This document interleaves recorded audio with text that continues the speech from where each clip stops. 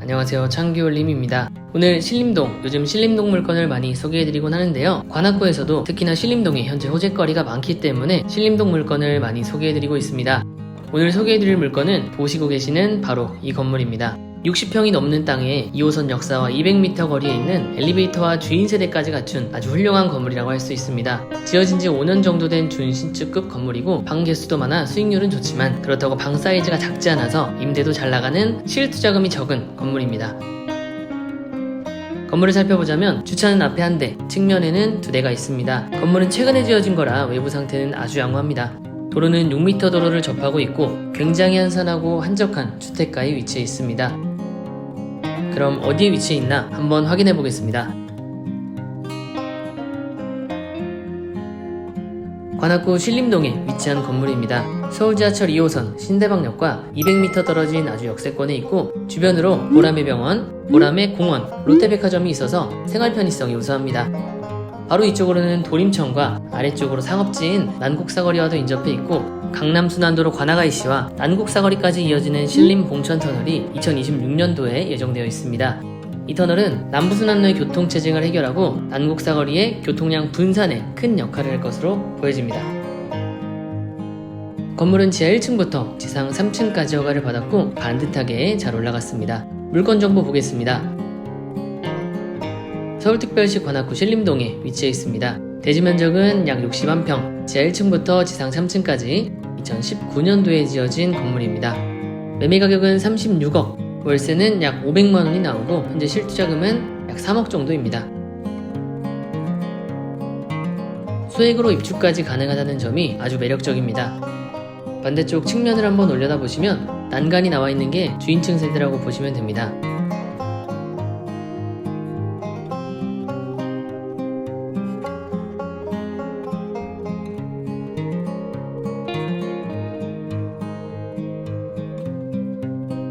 이제 내부를 한번 살펴보겠습니다.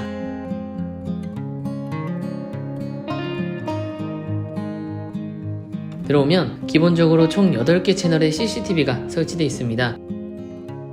반지층에는 원룸과 1.5룸이 함께 있습니다.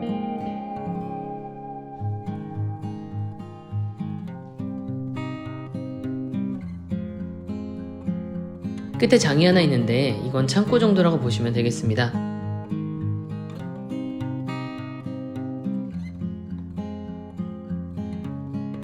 그리고 계단 앞쪽으로 문이 하나 있는데 이쪽은 계단 아래 공간을 보일러실로 활용해서 사용 중에 있습니다.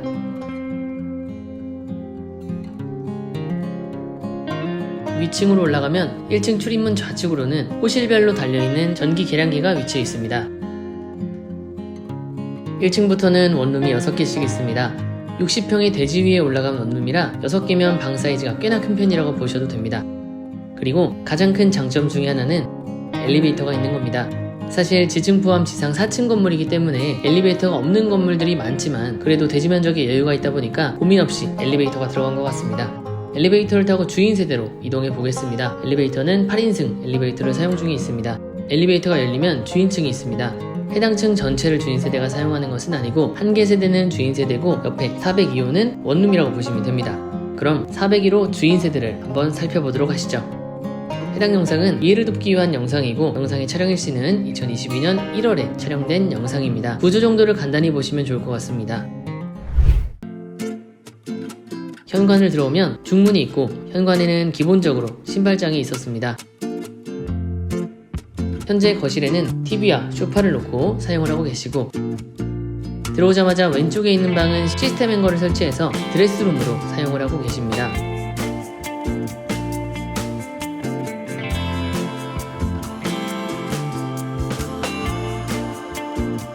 주방을 볼 건데요. 주방은 6인용 식탁을 놓기에 충분한 공간이 있고 주방도 아일랜드 형태로 되어 있어서 실용적 측면에서 아주 우수합니다.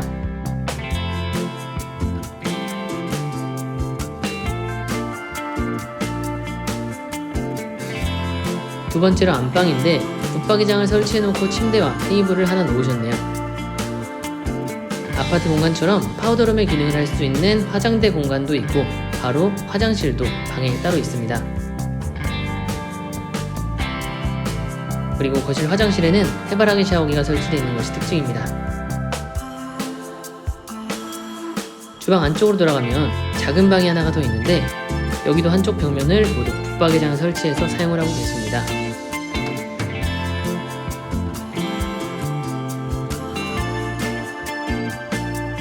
주방 쪽 벽면도 보면 모두 수납장을 만들어놔서 수납을 할 수 있도록 가구들을 다 배치해 놓은 모습입니다.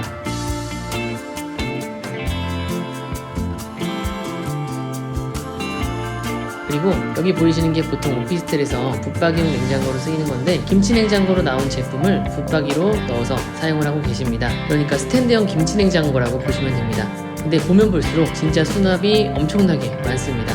안쪽으로는 건조기와 세탁기가 있습니다.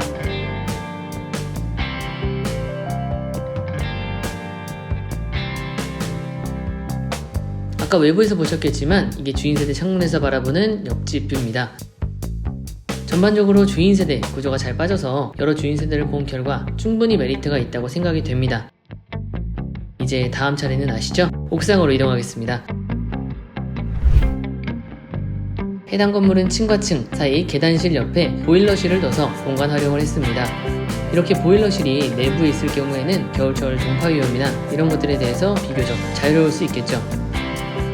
옥상을 보시면 501호랑 502호가 있는데 502호가 방 하나, 거실 하나의 구조의 공간이고 우측에 보이는 작은 창고는 501호가 현재 별도로 사용하고 있습니다. 502호 내부 사진이 있어서 내부 한번 보겠습니다.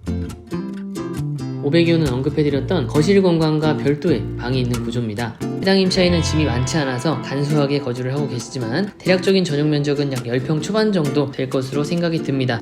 거실 공간은 TV와 소파를 놓을 수 있는 맞벽 구조로 되어 있습니다.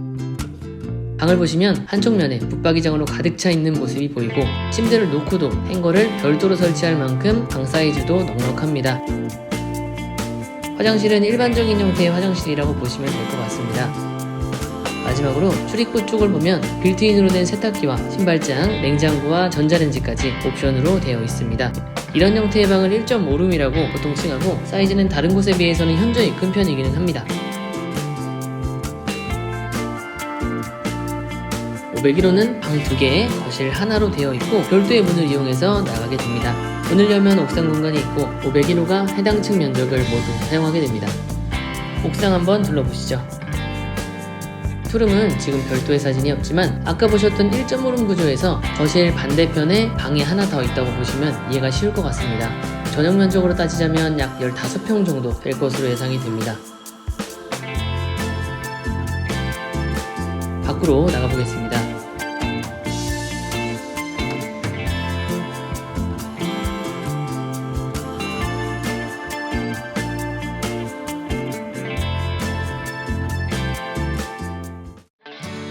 밖으로 나와봤습니다.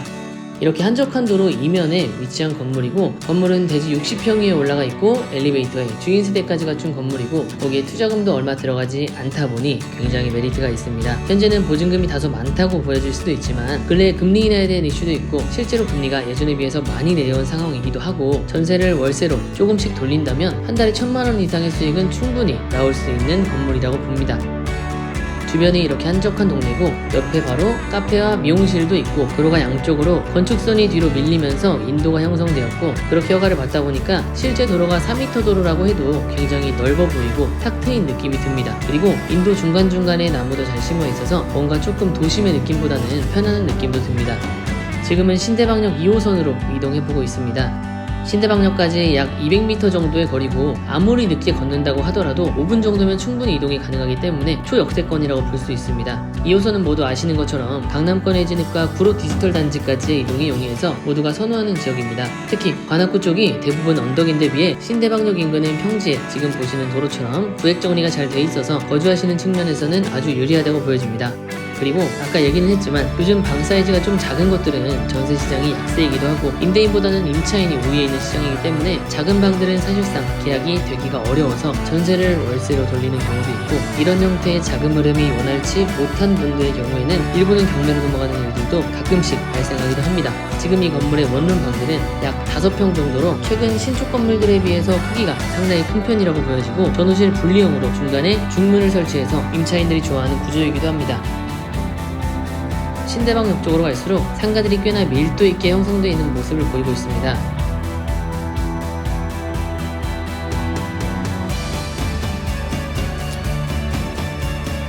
주변으로 여러 소매점들이 있고 우리가 잘 알고 있는 프레주나 엽기 떡볶이와 같은 유명 프랜차이즈 업종들도 눈에 보입니다.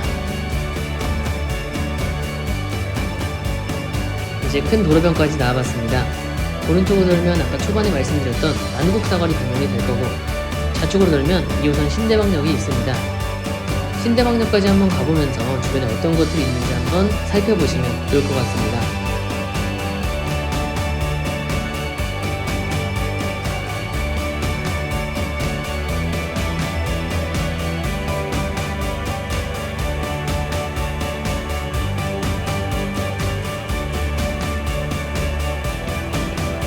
신대방역이 있는 사거리까지 도착을 했습니다. 신대방역 사거리는 역사가 있는 것 치고는 상업지도 아니고 준주거 지역도 아닌 3종 일반 주거 지역에 위치한 지상 구간의 역사입니다. 오히려 아까 말씀드렸던 난국 사거리가 10층, 20층까지 건물이 올라갈 수 있는 상업지라는 게 약간은 아이러니하지만 추후에 들어오게 될 난곡선까지 개통이 된다면 신대방역은 더블 역세권으로 거듭나면서 여의도까지 이동이 용이해질 것으로 생각이 됩니다. 신대방역이 지상 구간인 이유가 아래로는 도림천이라는 하천이 흐르고 있어서 지하로 들어갈 수가 없고, 그래서 현재 천을 주변으로 자전거 도로나 소소한 운동시설을 갖추어 놓아서 주민들의 편의성을 더하고 있습니다.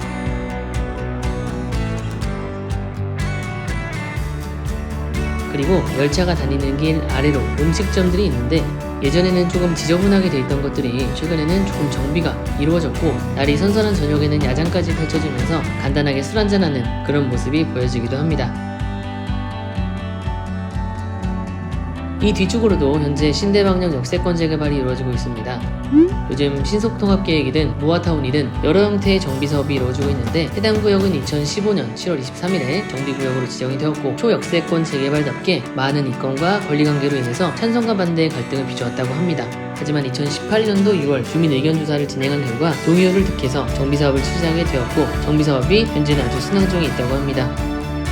신대방역은 역세권 개발뿐만 아니라 2028년도에 난곡선이 개통이 됩니다.